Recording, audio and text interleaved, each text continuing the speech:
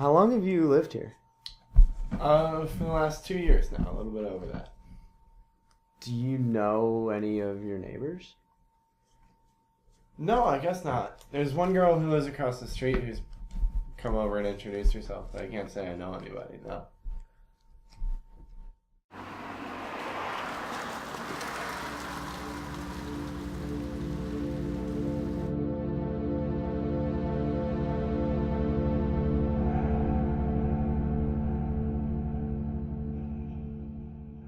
My name is Mike Wiskowski.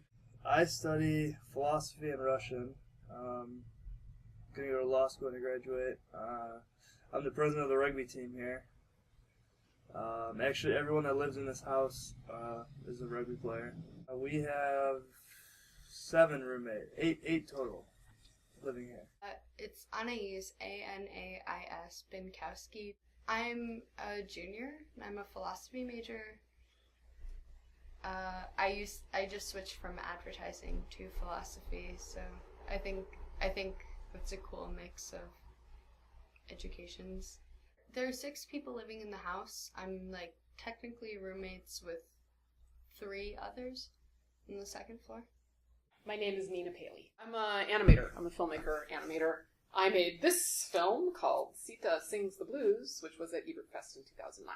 I'm also a copyright abolitionist and free culture activist.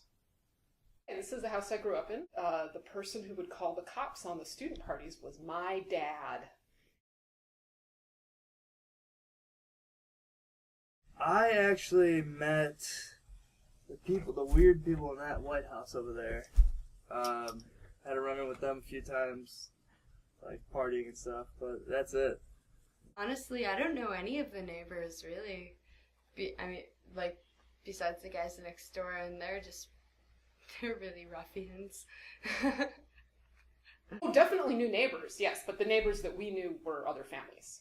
The students around here we weren't supposed to really talk to them. So this particular block has a mix of families and students, and I believe more and more students since I was growing up here.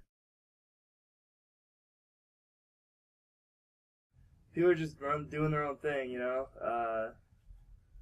It's hard enough to get to know people that you have class with, and you're scheduled with them every day. Probably most people only get to know their neighbors in a negative way. You know, like this guy parties too much, this guy's weird, this guy looks at me the wrong way, you know. I think maybe students are much too preoccupied with their schoolwork. There's not always enough time to meet neighbors. If you're coming through and leaving, it can get very stressful and sad to keep meeting people and then losing them. And that's actually one of the reasons that I moved back here after New York, is some good friends of mine moved away a year ago, and I realized that most of the people that I knew in New York were going to stay in New York long term. And that is sad. People that are just in a house for a year, why would they want to meet their neighbors? They might become friends with them, and then they're going to miss them when they go.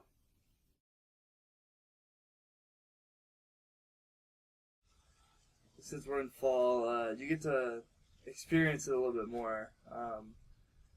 You know, one thing I noticed living here is like I can wake up, grab a cup of coffee, and sit on the porch, just relax. Fall in Urbana, I think, is beautiful. It's actually kind of funny.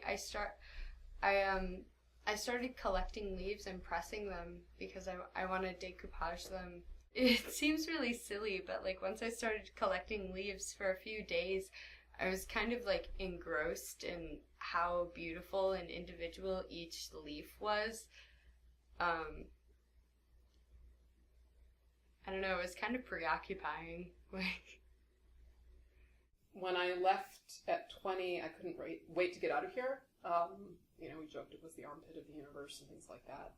Since I have been gone, a number of things have changed here, including the food has gotten good, which was not at all the case before.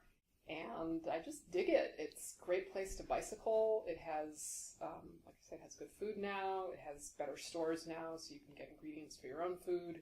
Strange, quirky people. Urbana itself is rather amazing. It's different from Champaign. It's much more left-leaning than Champaign. The kind of people that corrupted me in my youth were these Urbana hippies, and there's still Urbana hippies here. And there's very, very smart people here. And at the same time, it's quiet and it's not full of tourists. So after spending the last 10 years in New York, it's a relief.